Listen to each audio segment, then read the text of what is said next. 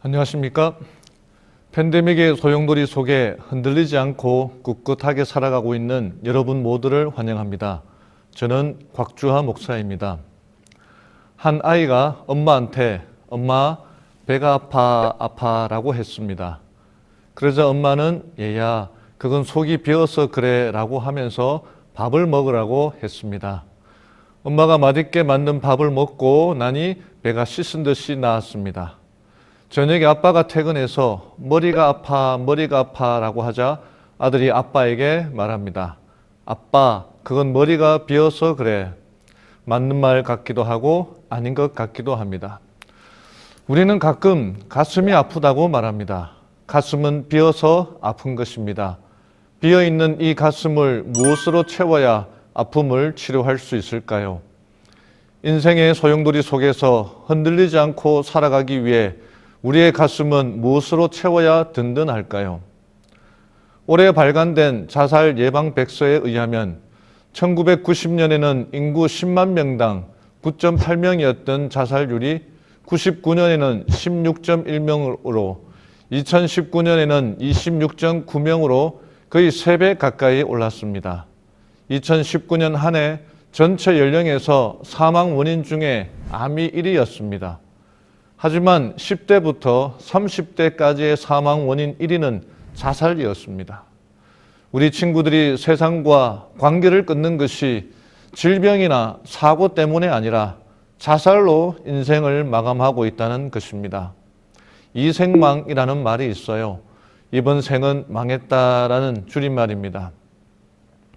지난 7월 말에 부산의 한 고등학교 3학년 학생이 공무원 시험에 응시하여 그 결과를 조회하였는데 모니터 화면에 합격을 축하합니다라는 문구가 떠 있었습니다.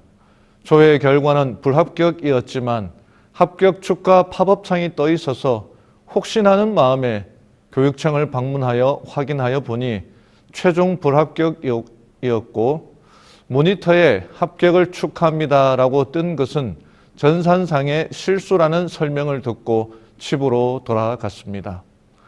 자신의 합격을 너무나 좋아했던 가족들에게 실망을 끼친 것을 생각하니 만회할 길이 없고 허전한 가슴을 어찌하지를 못하고 결국에는 그날 저녁 자살함으로 세상을 등지고 맙니다.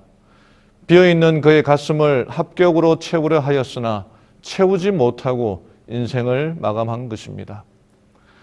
이와 비슷하지만 결과는 전혀 다른 자살 이야기, 자살 소동이 나옵니다. 바로 사도행전 16장의 한 간수의 이야기입니다. 사도행전 16장에 이런 말씀이 기록되어 있습니다. 아가페 쉬운 성경으로 읽어드리겠습니다. 사도행전 16장 25절부터 27절까지의 말씀입니다. 한밤중에 바울과 실라는 하나님께 기도를 하며 찬송을 불렀습니다. 다른 제수들도 그들의 기도와 찬송 소리를 듣고 있었습니다. 그때 갑자기 감옥까지도 흔들릴 정도의 큰 지진이 발생했습니다. 감옥 문이 모두 열리면서 죄수들을 묶고 있던 사슬들도 다 풀렸습니다. 간수가 잠에서 깨어 감옥 문이 다 열린 것을 보고는 죄수들이 벌써 도망쳤을 것이라 생각하고 칼을 꺼내어 자결하려 했습니다. 이 이야기는 바울과 실라 목사님이 기독교를 전하기 위해 전 세계를 다니는 중 빌립보라는 도시에서 일어난 사건입니다. 바울은 빌립보에서 사람들의 미래를 예언하고 점을 쳐서 돈을 잘 벌고 있는 귀신 들린 여자 노예를 고쳐 주었습니다. 주인은 귀신 들린 노예를 통해 어마어마한 수입을 올리고 있었는데 귀신이 쫓겨나가고 정상인으로 돌아오자 더 이상 돈을 벌지 못하게 된 것입니다. 황금알을 낳는 오리와 같이 엄청난 수익을 가져다 주었던 그 사업이 바울 때문에 하루아침에 폭삭 망하게 된 것입니다. 주인은 화가 나서 거짓 제목으로 경찰에 고발하였고 감방의 간수는 앞뒤 가리지 않고 매타작부터 시작하였습니다. 비명 소리가 들리지 않을 때까지 때리고 또 때리고 나중에는 꼼짝도 못하게 손과 발을 묶어 깜깜한 지하 감방에 쳐넣었습니다. 그런데 심한 매질로 고통 중에 있던 바울과 실라는 시간이 지나 정신이 돌아오자 하나님께 영광 돌리며 찬미를 부르며 감사함으로 기도하며 예배를 드렸습니다. 이때가 한밤중이었습니다. 감옥에 갇혀 있던 대부분의 죄수들이 깨어 바울과 실라가 부르는 찬미와 감사의 이야기를 듣고 있었습니다. 그때 갑자기 지진이 일어나 감옥의 문이 다 열리고 죄수들마다 묶어 놓았던 수갑들이 다 벗겨집니다. 이를 한 간수가 죄수들이 다 도망간 줄 알고 자살을 하려고 시도하였습니다. 28절 말씀입니다.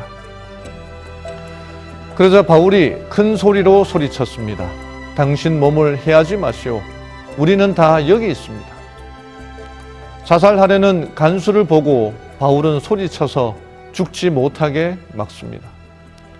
이 말씀에서 두 사람의 외치는 소리를 들을 수 있습니다. 첫 번째는 바울의 목소리로 죽지 마. 아직 죽을 때가 아니야 라는 외침입니다. 바울은 자살하려는 간수를 향해 크게 소리질러 죽지 말라고 권합니다. 이 목소리는 오늘도 팬데믹이라는 혼란과 소용돌이 속에 빠져들어 헤어나오지 못하고 있는 우리를 향한 하나님의 목소리입니다. 죽지 마, 포기하지 마, 아직도 늦지 않았다는 외침입니다. 살아야 돼, 반드시 살아나야 해라는 하나님의 목소리입니다. 바울의 목소리는 우리에게 구원의 본질이 무엇인지를 가르쳐 줍니다. 간수는 자기의 관할로 들어온 죄수를 어떤 변명이나 이야기도 들어보지 않고 매타작부터 하였습니다. 그것도 부족해서 꼼짝도 못하게 수갑을 채워 깜깜한 지하 감방에 바울을 쳐넣었습니다.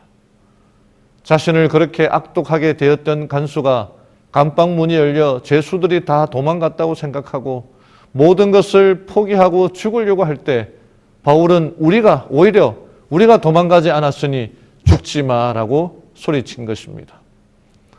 간수가 바울에게 융숭한 대접을 받고 은혜를 베풀었기 때문에 바울이 죽지 말라고 소리친 것이 아닙니다.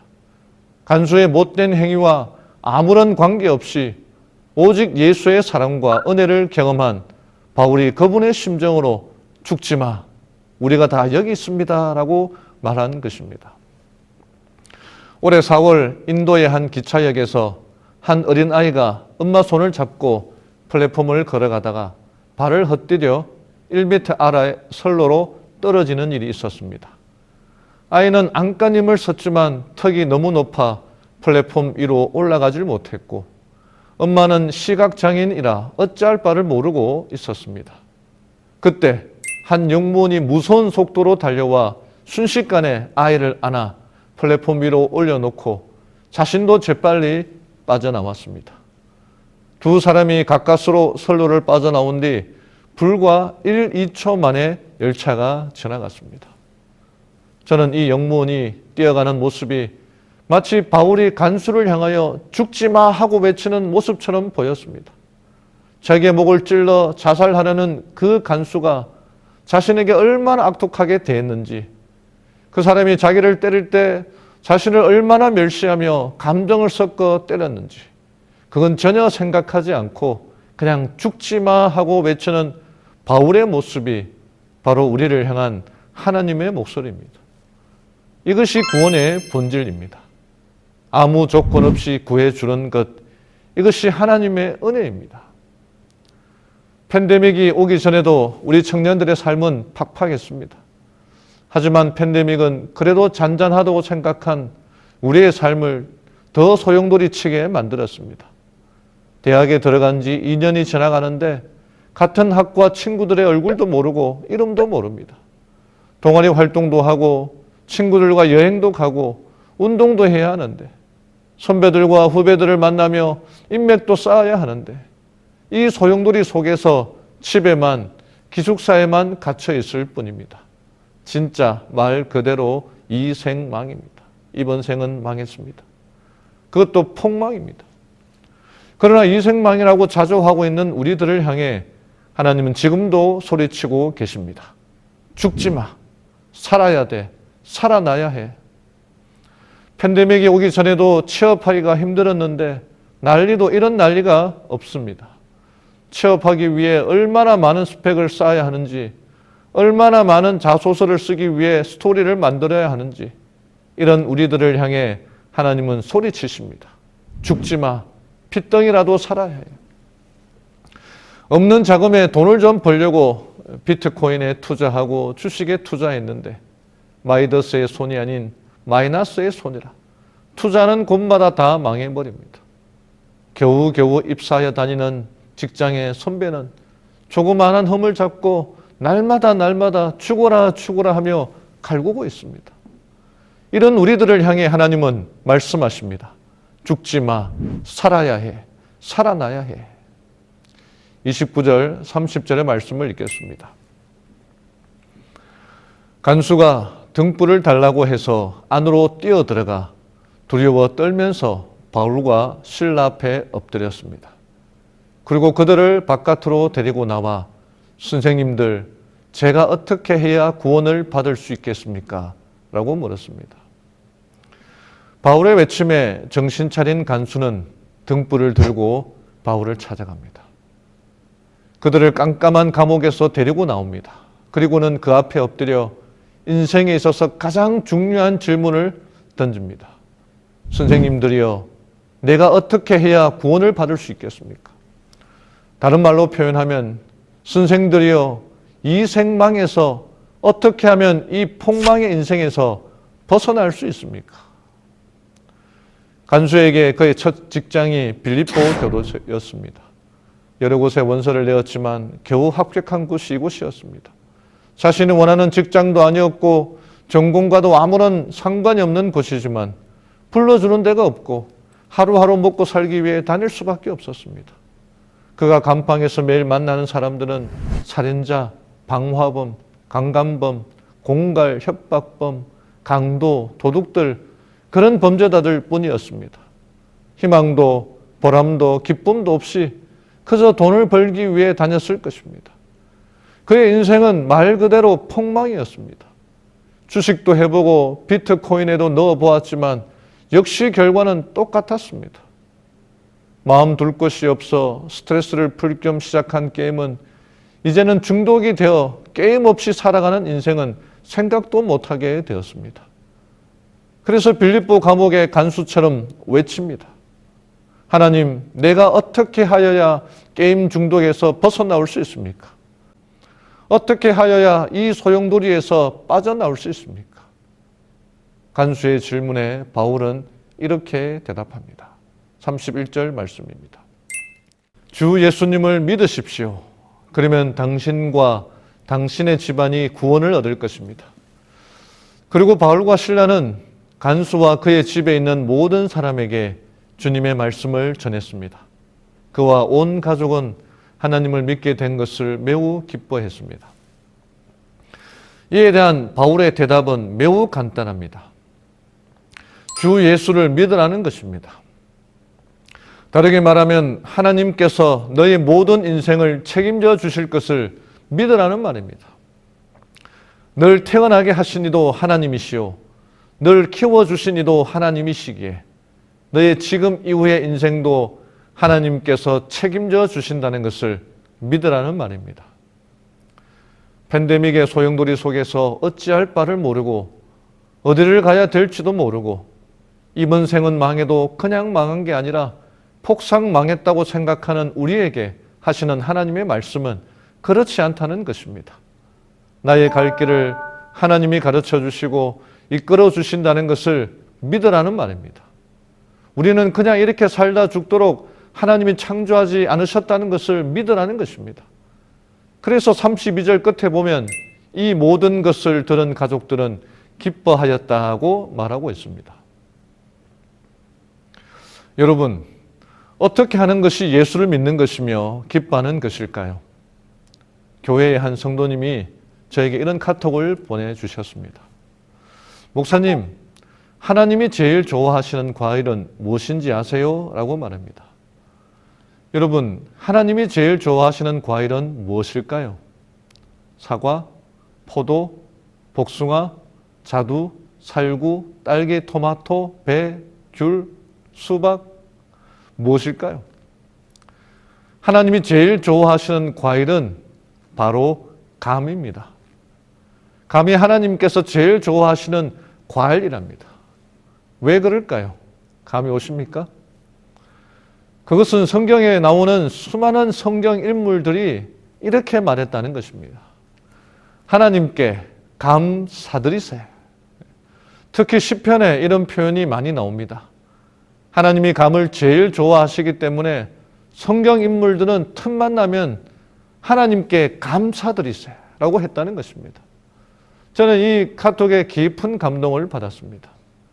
하나님이 제일 좋아하시는 과일은 감입니다. 우리는 우리의 전 재산, 전 인생을 다 팔아서라도 하나님께 감사드려야 합니다. 감사는 신앙의 최고봉이며 최종 목적지입니다. 코로나 때문에 학교를 제대로 못 다녀도, 번듯한 직장을 구하지 못해도, 직장 생활하기 어렵고 직장 선배가 나를 죽어라 괴롭혀도, 그 어떤 억울한 일을 당해도, 그 어떤 슬픈 일이 있더라도 하나님께 감사드려야 합니다. 바울은 억울하게 붙잡혔고 이유 없이 매타작을 당하고 깜깜한 감방에 들어갔지만 오히려 한밤중에 일어나 하나님께 감사드렸습니다.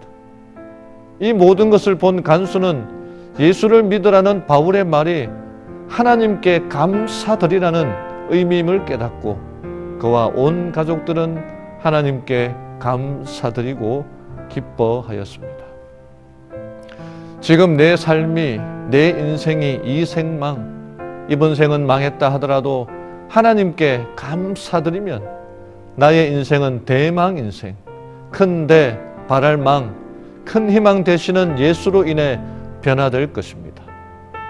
우리가 하나님께 감사드리면 폭삭망한 폭망 인생이 대망 인생, 기다릴 때 바랄 망, 희망 되시는 예수를 믿고 기다리는 인생이 될 것입니다.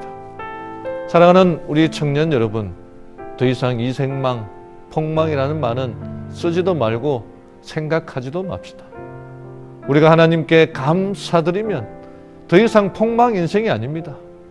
우리의 삶이 아무리 힘들고 답답하고 퍽퍽하고 억울하여 눈물 나더라도 하나님이 제일 좋아하시는 감을 생각하며 하나님께 감사드립시다.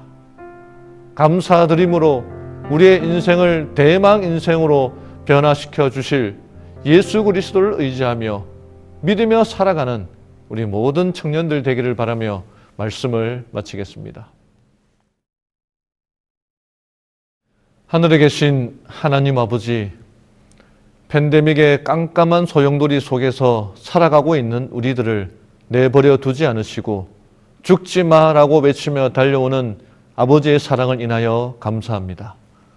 우리의 인생은 여기서 끝난 것이 아니라 우리의 간절한 외침에 응답하여 주신 하나님의 은혜가 있음을 깨닫게 하여 주시옵소서. 하나님이 제일 좋아하시는 과일이 감인 것을 생각하고 날마다 매 순간마다 하나님께 감사드리며 살아가는 저희 청년들 되게 인도하여 주시옵소서. 이번 생은 망했다고 절망하며 체념하며 포기하며 살지 말고 대망 되시는 예수 그리스도를 바라보며 감사드리며 살아가는 저희 청년들에게 축복 내려 주시옵소서. 하나님의 한량없는 축복이 함께한 모든 이들에게 임재해 주시기를 사랑 많으신 예수님의 이름으로 기도드리옵나이다.